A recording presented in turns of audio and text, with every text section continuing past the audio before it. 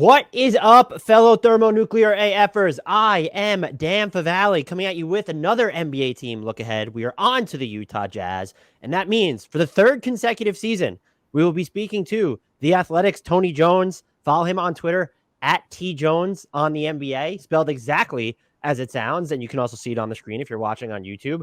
I have many questions for him just because the Jazz did a thing or two over the offseason, but the most important question I have for you, Tony, how the heck are you doing? I'm doing good. I'm here, and we're on the cusp of another NBA season. So we're blessed to do what we love to do. So we are one of the best blessed ones. So I appreciate you having me on. I appreciate you coming back a third time. The first two I can maybe trick people into, but if you come back a third time, it's your fault. At that point, you know what you're in for on the podcast. Or that means I just like you. Yeah, that's not a very popular opinion, though. So can't go by that.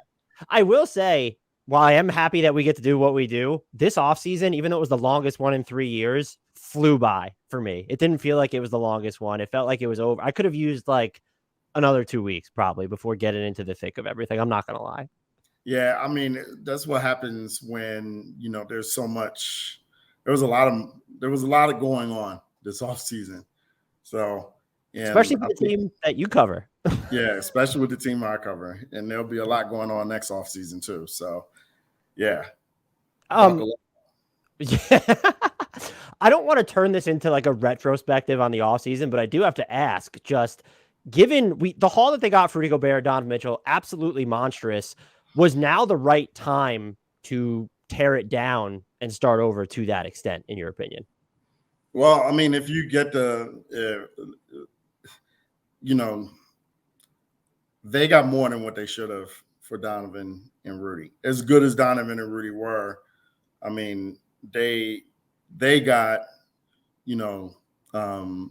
assets haul for both of those guys, that you normally see for top 5 to top 10 guys. And, I think that Rudy is a top 10 to top 15 guy. I think that Donovan is a top 20 to top 25 guy. They essentially, from the years 2025 to 2029, they essentially control 2 teams' drafts for all 4 or 5 of those years. So, with the assets that they got, for Royce O'Neal, they got a first for Royce O'Neal. They have 3 first-round picks in this upcoming draft, which is one of the best drafts on paper that I've ever seen in covering this sport. Then then it's the right time, because the question that you have to answer is, were you going to win a championship with the core that you had? And the answer was likely no. So if you get 4 first-round picks for Rudy Gobert, a first-round pick for Royce O'Neal, and 3 other first-round picks for Donovan Mitchell, you basically got 8 first-round picks out of that. Then on top of that, you got Walker Kessler and Ochai Agbaji out of this year's draft. So that's, essentially 9 or 10 first-round picks. You probably did pretty good for yourself.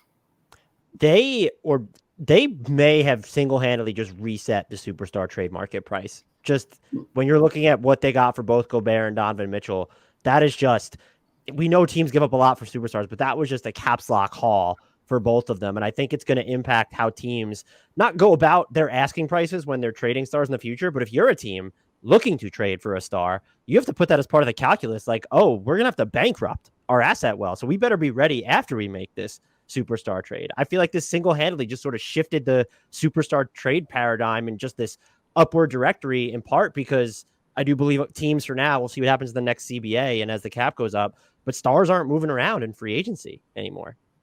Well, I mean, it certainly wrecked the market for the summer. I think that the reason Kevin Durant is still a Brooklyn Net is because of Rudy Gobert. So it definitely wrecked the market for the summer. We'll see what happens next summer when the market resets itself and over the trade deadline. Obviously, I think the Lakers are a real team to watch, or a team to watch there with their assets. But it's one of those things where the market sets during one cycle, and then it kind of plays out during that cycle, and then you have to see what happens with the market sets during the next cycle. My last question on this is, when you look at Donovan Mitchell, he's 26, 3 years left on his contract before he goes into free agency. What goes into the thought process of moving him now rather than trying to rebuild around him? Does it say something about how far the Jazz thought they could go with him as their best player? Does it say more about what they thought he would do once if he ever got to free agency? Or was it just, we can't, like, these offers are so monstrous that we're going to lean all the way into this thing and control a crap ton of draft picks? Well, I think it's a confluence of things. I think it's if you're going to trade a guy of that caliber, you're going to want to trade him with more years left on his deal than less years, because that's how you exact value. He loses value the deeper he gets into the contract. I think the second thing is there were some that didn't, within the Jazz organization, that didn't know whether Donovan had total 100% buy-in to what they were doing. And then there were some in the Jazz organization that, just didn't know if Donovan could be the piece on the championship team. Now, that being said, like I said, Donovan's a top 20 to 25 player. Right now, he's a year in, year out all-star, and he's going to make Cleveland a lot better with the pieces that they already have. They hire Will Hardy, and we can go with the Brian Windhorst team. Why would they do that? But do you have any sense for stylistically how they're going to play under Will Hardy, like what to sort of expect from them this season and their play style? Well, they're definitely going to play hard. Hardy. Okay, let me stop. That was corny, but definitely going to play hard. But I expect a lot of 5-out basketball with Kelly Olynyk at the center spot. I expect the Jazz to take a lot of 3-point shots. Definitely motion offense. I expect as we get into year 2, year 3, the Jazz prioritize positional length and athleticism, which is a little different than the Quinn Snyder regime. And I expect Will's teams to be competitive. He's a really competitive guy. He's a guy that I don't think that he'll react to less than 100% effort. And I don't think that he's scared to sit people. I expect out of this team, I think this team is going to play hard, and they're going to be as scrappy as possible and kind of see where the chips fall. A lot of people assume that they're going to suck. And when you look at the roster, actually, they're not built to suck.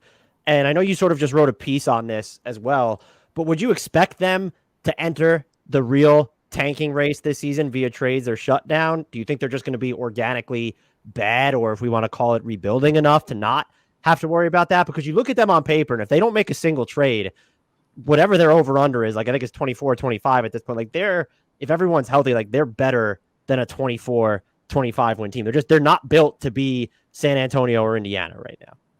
No, not right now. And like I reported, they don't want to be. They don't want to be Houston. They don't want to be Orlando. And that being said, they're going to lose a lot of games at the beginning of the season just because the schedule is really, really difficult. Something like 10 of their first 15 are on the road.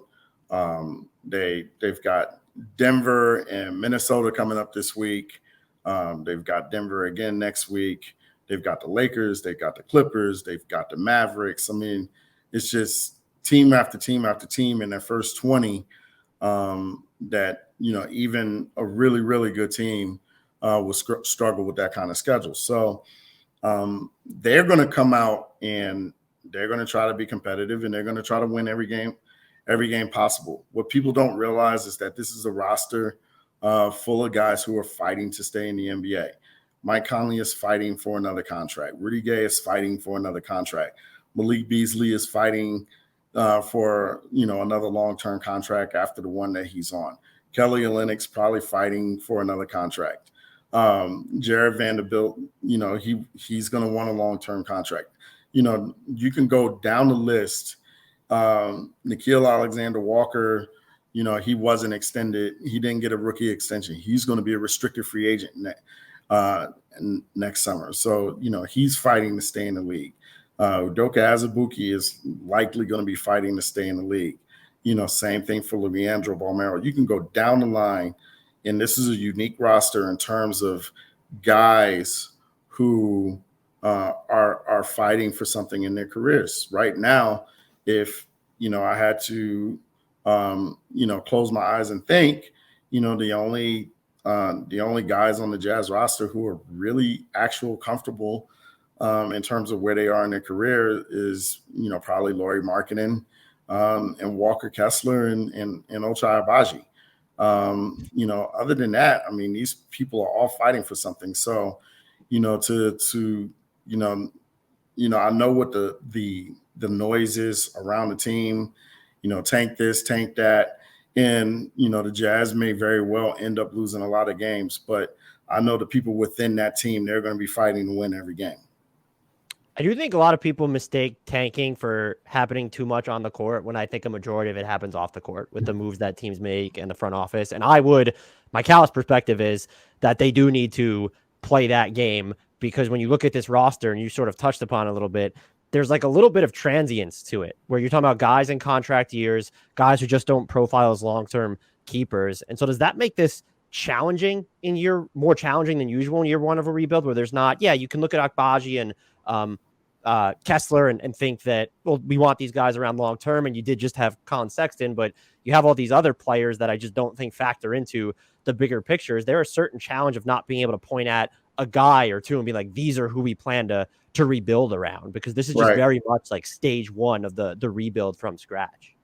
Well, and that's the thing. I mean, that's more reason to realize, how this team is going to come out and try to be competitive, because they're not auditioning. They're not only auditioning for the Jazz, they're auditioning for the rest of the league as well.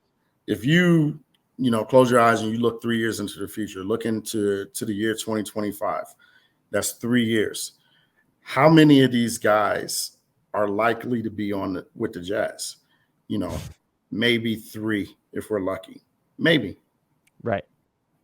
Yeah. I mean, there was even talk. I mean, you look at Sexton and Markkanen, people view them as like, oh, that's players that the Jazz want to reroute later. Are either of those two, though, like, do you get a sense, or the organization valuing them long term, or about just the type of impacts they have on this team? And I think Sexton immediately is the most polarizing one. He misses most of last year with his injury, doesn't really have a ton of suitors in restricted free agency. We're talking about someone who just recently averaged 24 points plus per game, shot over 50% on twos, a nice clip from three. And so is there any sense of like, does this organization view him as maybe a long-term keeper, or is this very much just sort of like a stopgap?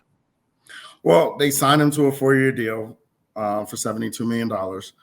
But I think that every single player that's on this team right now from 1 to 15 is going to have to prove that they're a long-term piece. So you go from the top down, Lauri Markkanen, Collin Sexton, Jarred Vanderbilt, all of those guys are going to have to prove that they're long-term pieces. Malik Beasley, he's going to have to prove that he's a long-term piece, because the roster spots are going to start dwindling really quickly. You've got 3 first-round picks next year. Even if the Jazz trade one of them, they're likely to use 2 of them. That's 2 roster spots right there. They're going to have $35 million in salary cap space. So that's 3 or 4 more roster spots right there. So right now, conservatively, we're talking about 6 new players on the team next year that are not on the team right now. So that means conservatively, we're talking bare bones. That's 6 guys that are on this roster this year that are not going to be here next year. So, I mean, you can see, how quickly this turnover is going to take place. So if you're Collin Sexton, if you're Lauri Markkanen, if you're, even if you're one of the old heads, even if you're Mike Conley or Rudy Gay or Jordan Clarkson, somebody like that, they're going to have to prove individually, each one of them, that they're part of the plan going forward. So, to be honest, I think that probably, the two that I would, the 2 or 3 I would be safest to say are Markkanen, along with Kessler and Agbaji. But even with, Walker Kessler, what happens if the Jazz get the first pick of the draft and they get Victor Wembanyama? Then, all of a sudden, if you're Walker Kessler, you're a backup for the rest of your career with this team. So, I mean, it's definitely one of these things where, you can talk collective all you want to. You can put you could throw your hands in the team huddle, say 1, 2, 3 Jazz, 1, 2, 3 team, all you want to. But I can guarantee you that every last one of these guys are going home every night and they're like, what can I do to prove my worth, not only to the Jazz, but the rest of the NBA. I like the little Easter egg in there that you expect Victor Wembanyama to be a center in the NBA. I never would have thought. I look at his frame and I'm like, I don't know if he's going to be playing center, but I like that you threw that in there. To be honest, I'm sorry. That's a misnomer. That man can play any of the front court positions. Yeah, so all I'm saying is Walker Kessler's safe. Him and Wembanyama could play together. They could be the starting. Yes, Walker Kessler could absolutely. They could absolutely play together. Absolutely, no question. So when you're outlining all these things, whether you're doing it internally as the team or externally as someone who's covering the team or rooting for the team, how do you go about measuring progress for the Jazz this season? Because you can look at individual players and probably Agbaji and Edwards, which I'll ask you about in a second. But when all these other players just might not be here for the long term, what is the barometer for progress in year one of this rebuild? Well, definitely Will's system, definitely the system offensively, defensively, definitely the culture that's set in the locker room and on the floor. Definitely Walker Kessler's individual progress. Definitely Ochai Agbaji's individual progress. And Agbaji is farther behind Kessler. Kessler's further along right now than Agbaji is.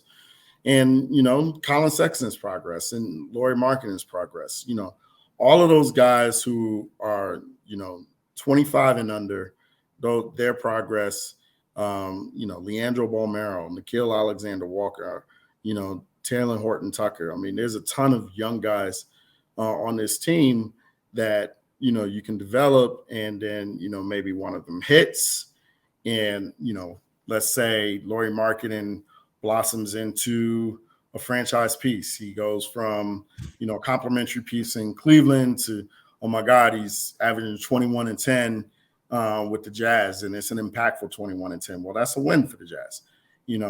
Walker Kessler,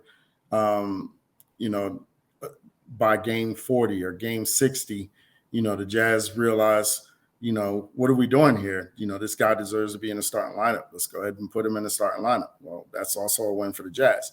Yeah. Ochai Agbaji starting out rotating between the G League and the Jazz. And then the Jazz, by game 25 or game 30, and say, oh my God, what are we doing here? He's averaging 77 points in the G League. Let's just put him in the rotation. Things like that. And there are things to play for the Jazz over this 82.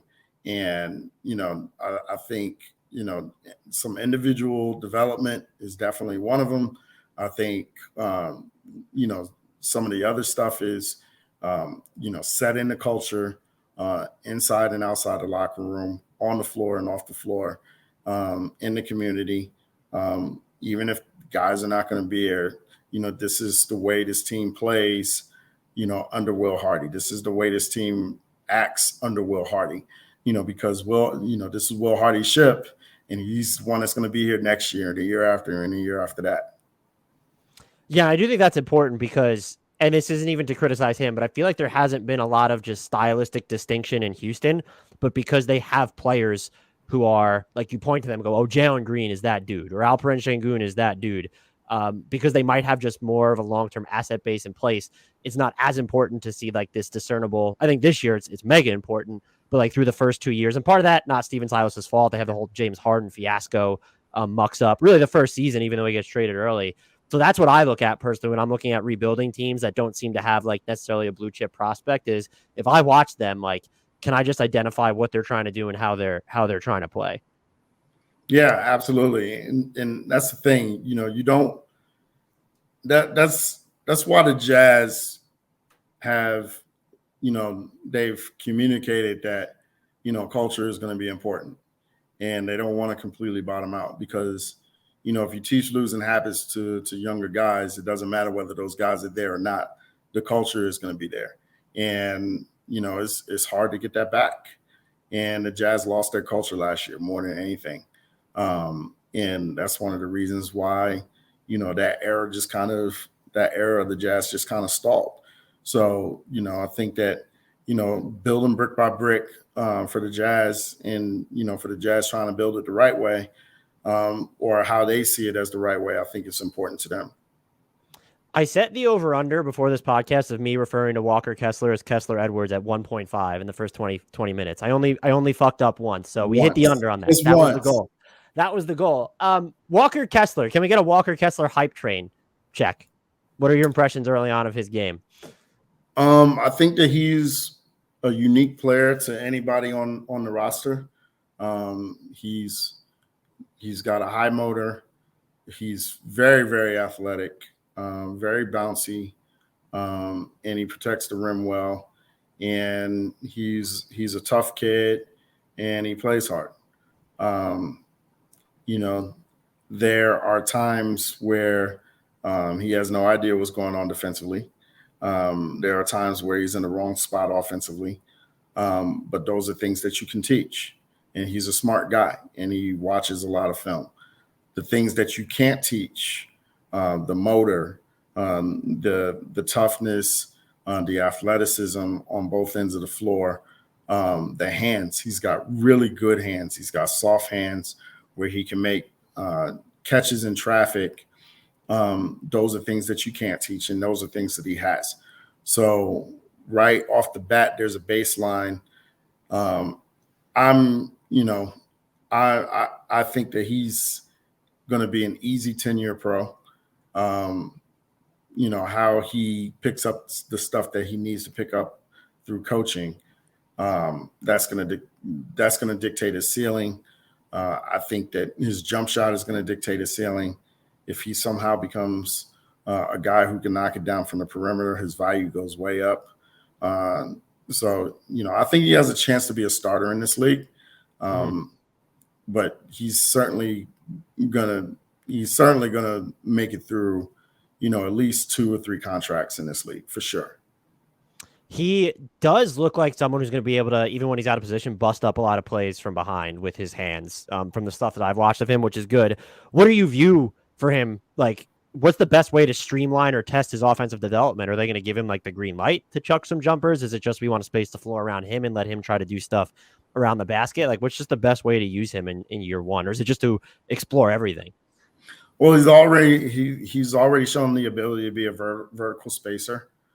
And I think that he's also shown the ability to finish on top of the rim, which are 2 important things. So the next thing is for him to, just get the confidence to step out and try to make shots. And I think that those will come. One of the things that Minnesota liked was, they had him in for a workout. He shot really well in the workout. It's one of the reasons why they drafted him. They believed in his shot, and they were sorry to have to put him in the trade. So the Timberwolves definitely thought that he could play. The Jazz definitely think he can play. He's going to be in the rotation on opening night against Denver, and we'll see, how much time that he gets. Do you think they'll try playing him with Vanderbilt in the front court extensively, or they look to stagger those two more? I think if you play in Vanderbilt, you're going to want to have Lauri Markkanen on the floor. One of the things with Jarred is, he's not a ball handler. He's not a finisher. He's definitely not a shooter. He's a defender. He's a rebounder. Great defender. Really, really good defender. Best defender on the Jazz. Called him on defense the human embodiment of caffeine. Like if caffeine was to take like a carnivore, it'd be him. Yeah, he's Utah's best defender by like miles and miles and miles at this point. It's not even close. So, he's got to definitely, just kind of figure out, how to finish. I don't know if that's ever going to come with him.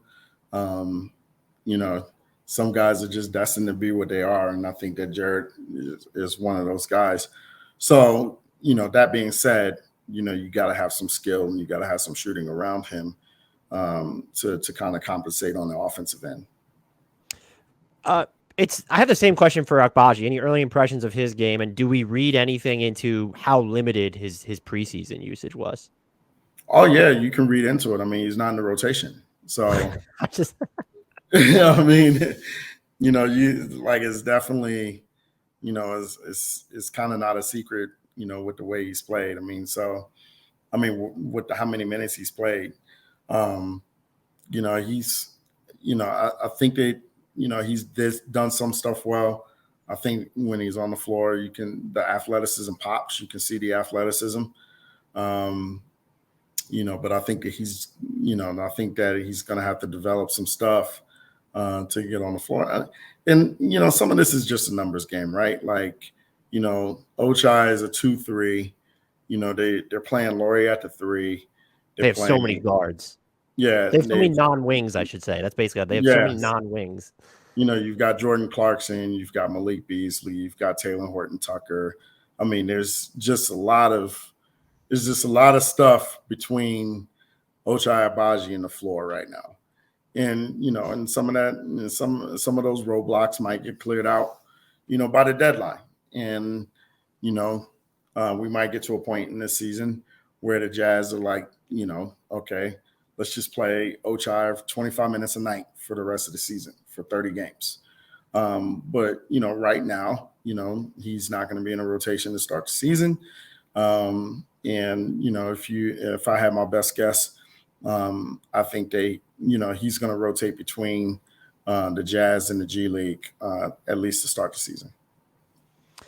When you look at this roster, and we've kind of already discussed this, they have like a lot of 25 and under guys, but you can't necessarily pinpoint like, oh, who are they invested in long term? And there's like Agbaji, there's Kessler, and even Vanderbilt you could throw in there. Is there someone, what I'm getting at, even outside of the Sexton realm, that will either play a bigger role this season than people are expecting, or that the Jazz might be more intrigued by long term than people are talking about right now? I don't know if there's somebody that really stands out underneath under that definition. We'll see what happens with Talen Horton-Tucker. It'll be interesting. I don't know if he's going to be in the rotation on Wednesday night. My guess is that it's probably 50-50. I know that. So, Conley, Clarkson, Markkanen, Vanderbilt, Olenek are the starters. Sexton, Walker Kessler, Malik Beasley, and Rudy Gay probably be off the bench. That's probably your 9. So, if you're going, if Will Hardy plays a 10th guy, then that's probably, it could be Talen Horton-Tucker. It could be Nickeil Alexander-Walker. Those out of those 9, none of those guys, qualify as somebody who's going to have a bigger role than previously thought. But if anything, it could go the other way because Collin Sexton probably has a lesser role than we previously thought, because we thought that he was going to be a starter, and right now it doesn't look like he's going to be a starter. Yeah, that was interesting. Although if he stays off the bench all year, he's like built for that role, I think. Who who intrigues you more than Talen Horton-Tucker and Nickeil Alexander-Walker? I will say I'm very interested to see what Talen Horton-Tucker can do in some of the lineups that have a bunch of spacing, because when he was with the Lakers, like they would run out units that had worse spacing than like Kentucky in college. Like their floor is so clunky, and I think the Jazz are built to, in a lot of their lineups, at least open it up for him a little bit more. I think that Talen Horton-Tucker and Nickeil Alexander-Walker both have to prove that they're NBA players this year. At this point, I would say especially so with Nickeil Alexander-Walker. I think that Talen Horton-Tucker has an NBA skill, which is I think that he can score off the dribble. I'm not sure what Nickeil's NBA skill right now is. So both of those guys, for me, when you look at them, they've got to prove that they belong in the league long term. So, it'll be interesting to see how much time those guys get, and, what happens over the course of the year. I think the one thing that we know, or that we can predict, at least semi-confidently, is that the 9-man rotation that we're going to see on Wednesday night is not going to be the 9-man rotation for 82 games. So, I think that people are going to get opportunities. It's a long season. It's 82 games, 6-7 months, so just because you're not in the rotation in game 1 doesn't mean you're not going to be in a rotation in game 50.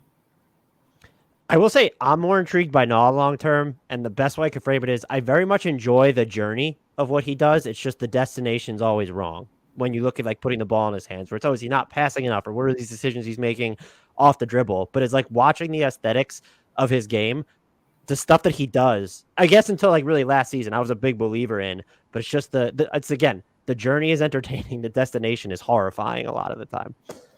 Yeah, I mean, look, you've got to be able to hang your hat on with something in the NBA. So I think that Nickeil is a really good rebounder for a point guard. I think that he's very, very good at passing off the dribble, which is a really, really underrated skill for an NBA guard. People don't realize how underrated that skill is, to be able to hit people off the dribble. But the jump shot is just not there. He doesn't finish in the lane. He doesn't finish at the basket. He doesn't really have a mid-range game. I think he's pretty good, pretty passable defensively.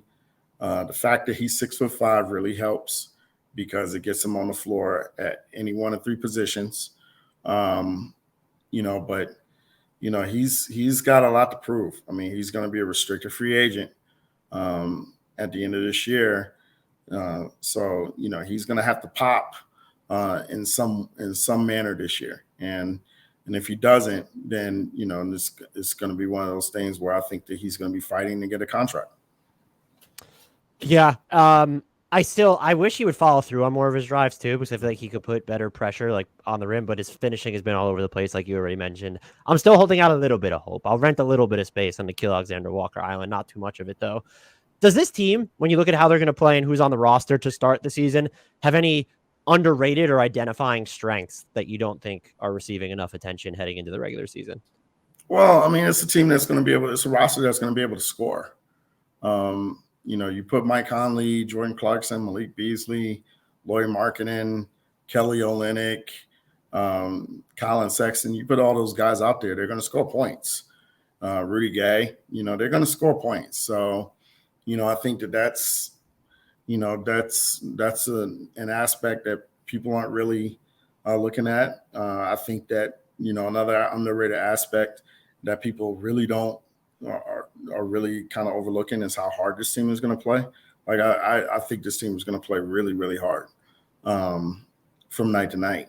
So those are two things, but man, from what I see, this is going to be it has a chance to be a really bad defensive team. And there's a chance that, the lane is just a highway to the basket for layups with some of the lack of rim protection out there. But like you said at the very, very beginning of the show, there's enough firepower on this roster to accidentally win 35 games. And in a year like this, if the Jazz win 35 games, they might find themselves in the play-in. So, it's definitely one of those things where, the way that how hard this team is going to play, they're going to win some games that, frankly, they shouldn't be winning. I think they might be a sneaky, this team is shooting a really high clip on off the dribble jumpers when you look at who's on the roster. Oh, yeah, right? for sure. You mentioned offense overall, but we've talked about in the past their offensive pecking order where they could have used more of that. And now they just have all these guys that maybe not all of them do it in a ton of volume, but there are a bunch of guys that can do it in medium volume and do it semi-efficiently now. And so that itself, if they're able to make shots off live dribbles, that's going to catch a ton of defenses off guard this year. Yeah. Well, especially Jordan Clarkson. He's Mr. three-point shot off the dribble. So, Clarkson, Beasley. Listen, there are 3 or 4 guys on this team that are capable of putting up 20 points a night. I mean, Sexton did it 2 years ago, or was it a year ago? No, 2 years ago. Yeah, 2 years ago. Yeah, Sexton did it 2 years ago. I think Lauri Markkanen's capable of doing it. I think that Beasley did it a couple of years ago. Jordan Clarkson is capable of doing it if he takes enough shots. So, there's scoring on this roster. I am very interested to see what Sexton can do with the spacing they have the ability to give him. And I have a question on Clarkson, actually. Is this, he has the player option for next year.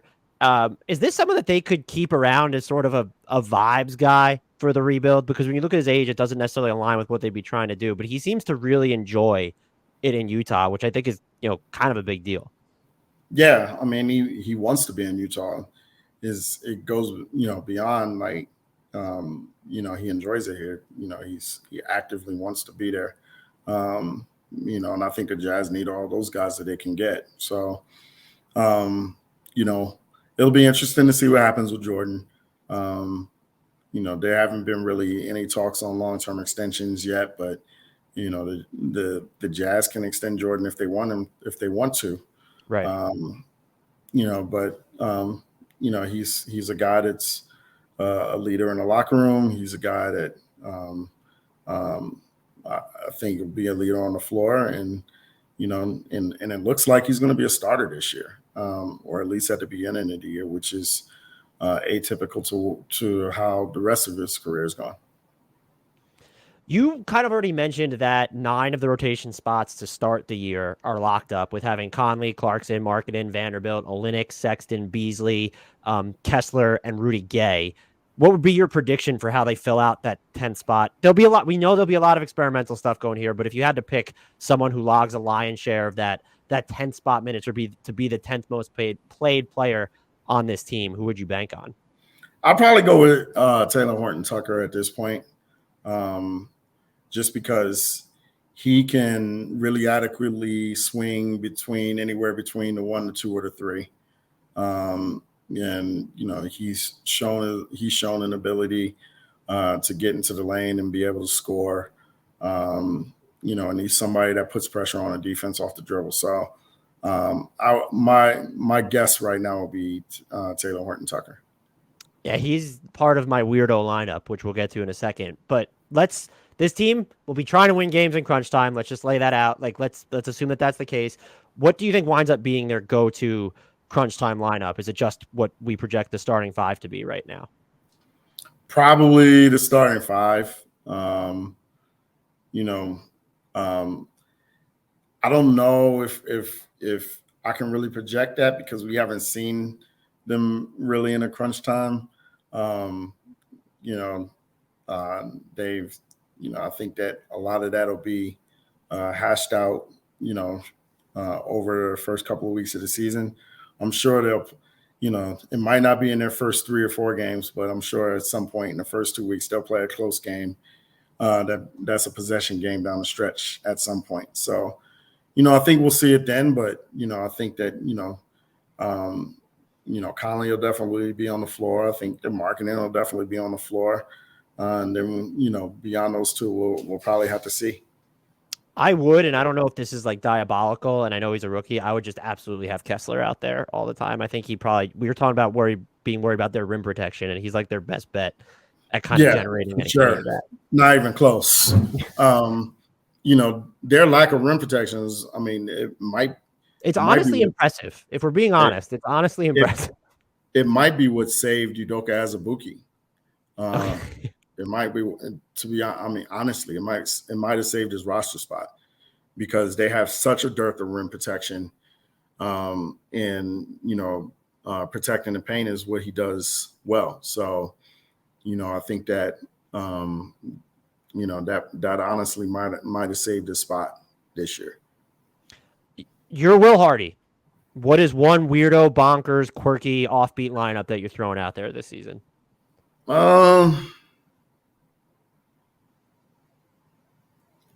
Let's see. That might be tough for me to answer because I'm not a weirdo, clunky lineup kind of guy. Doesn't have to be clunky. Mine is the opposite. I'm not a really weirdo lineup kind of guy. Like I know that people will be like, "Oh, we'll throw Lauri Markkanen at the 5." Well, you can't really do that for long stretches because you'll just give up layups. I think that. Okay, so I can give you mine if you want to munch on yours. No. I want to fit. So Mike Conley, Jordan Clarkson, Mike Conley, Jordan Clarkson, Lauri Markkanen, Rudy Gay, and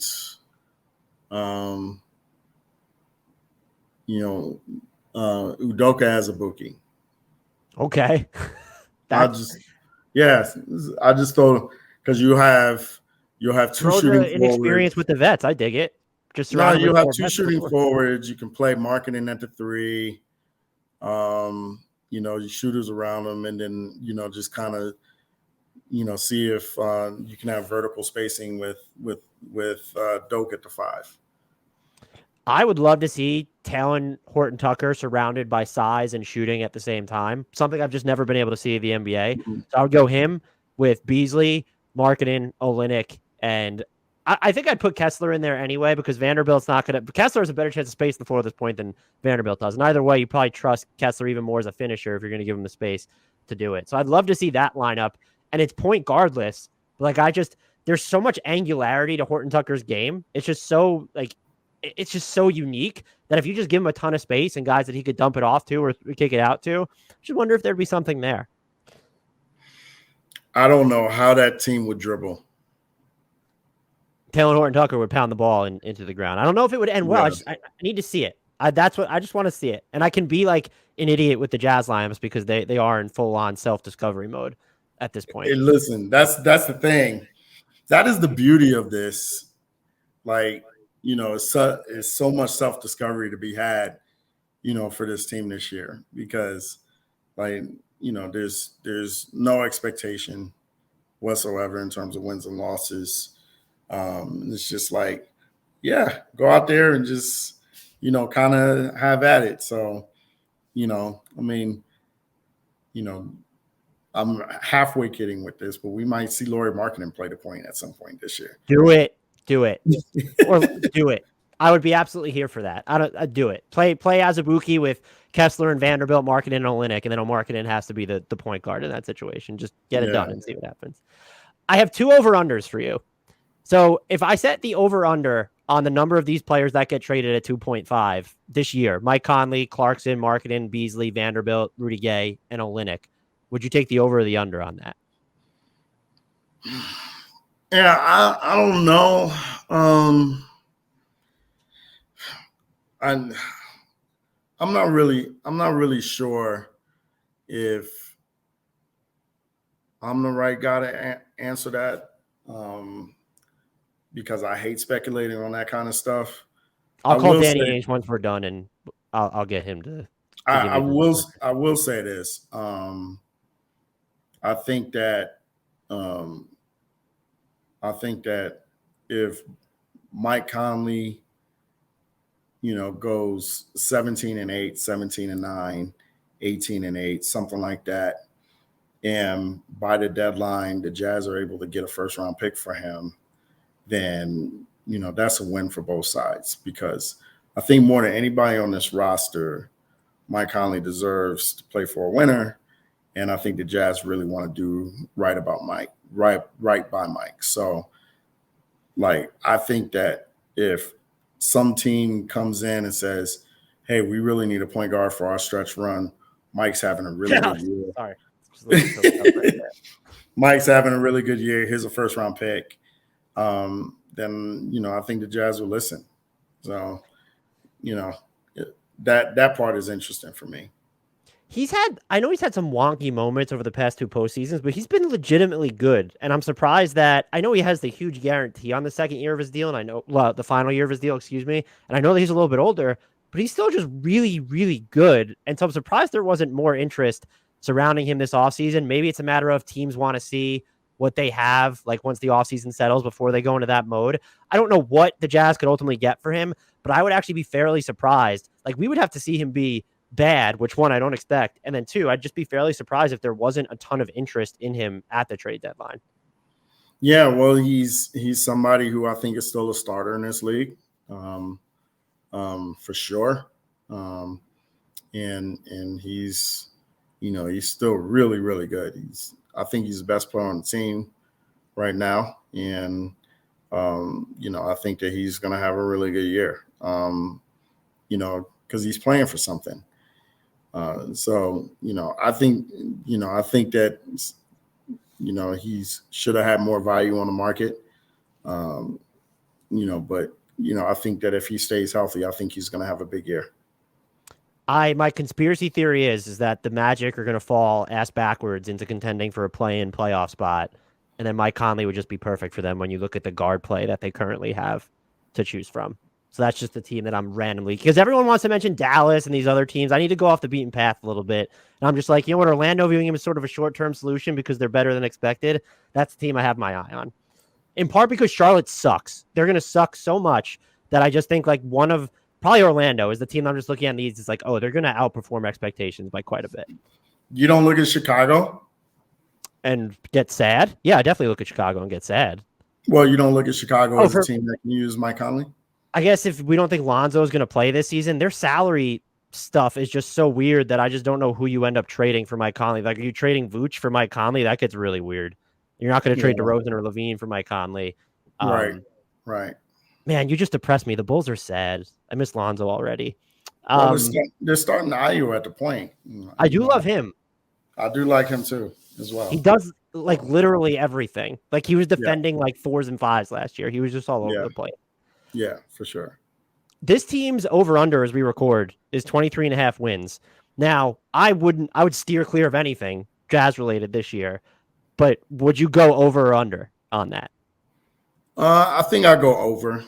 I'm somewhere between 29 and 32 wins with them, because I just think that they're going to play hard enough, and they have enough talent on the roster to win some games. I think that there's a chance that they are 4-16 in their first 20 with the record. I mean, with the schedule that they have. But I think that they're going to win some games on the back end with the talent that they have, unless they really purge themselves by the trade deadline. So I agree probably that 32. Yeah, I would agree that this is low. And you don't like speculating, so that's fine. I will be flabbergasted if Danny Ainge does not have the purge at some point. That's what I'm expecting, and that's what leads me to go under. And also because you had mentioned before, I saw you mentioned it somewhere else where you came on here about how difficult the opening schedule is. And that sort of allows you to rack up Right, early losses while right, still being not terrible. So right.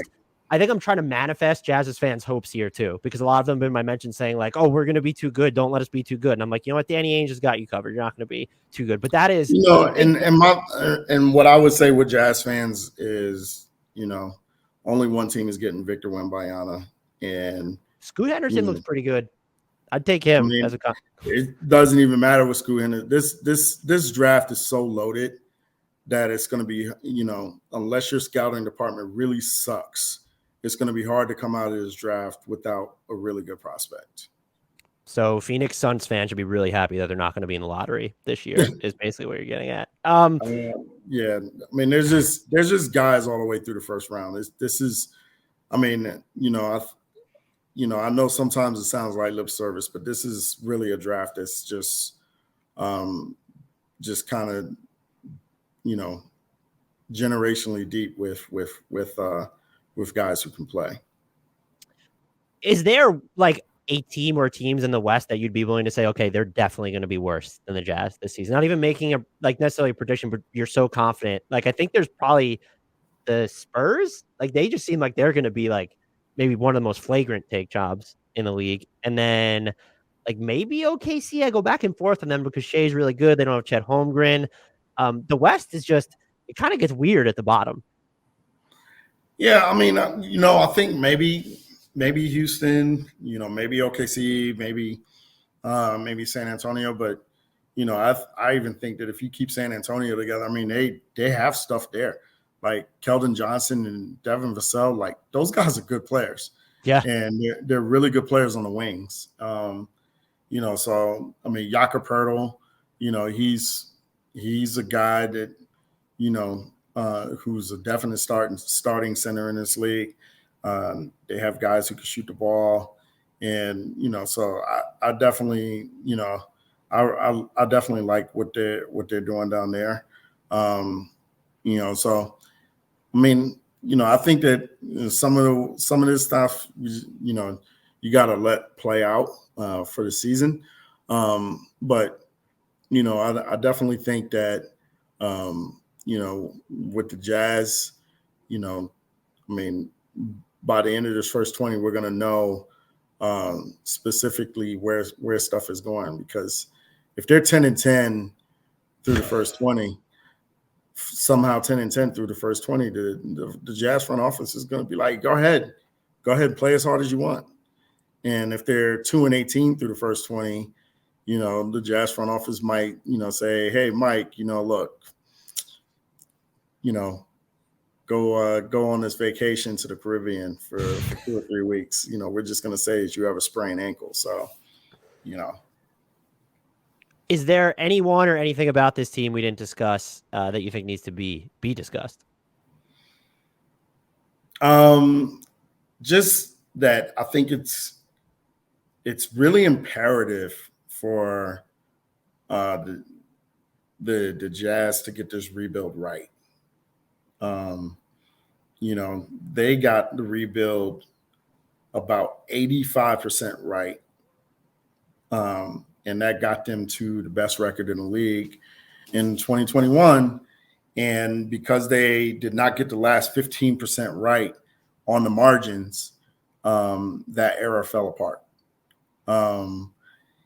With a small market, the way you are with a small market, there's no margin for error, or very, very little margin for error.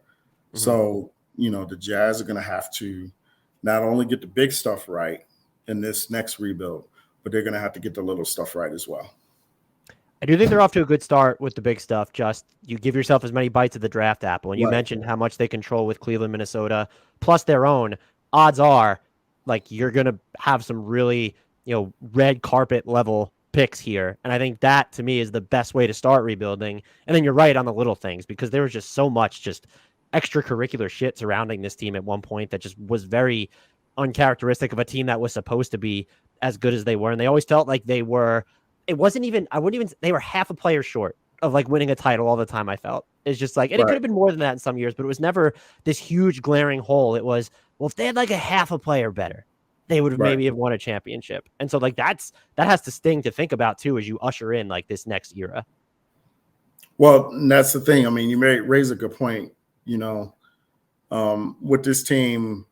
So with the last era, the highest draft pick that they had was number 5, and they picked Dante Exum. So they missed on that, right? So they missed on the one top 5 pick that they got. Now, admittedly, in the Jazz's defense, that turned out to be a 2-player draft.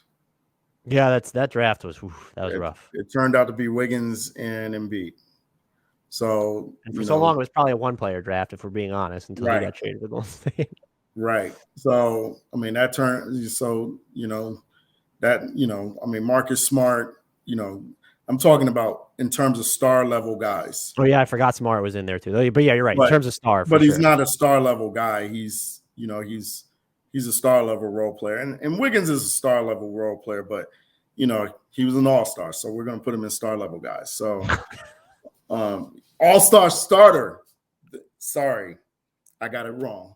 I'm trying to figure out what means more last season: Wiggins being an all-star starter, or DeJounte Murray getting the all-star injury replacement. I kind of feel like Murray's actually means more because it wasn't tied to the fan vote.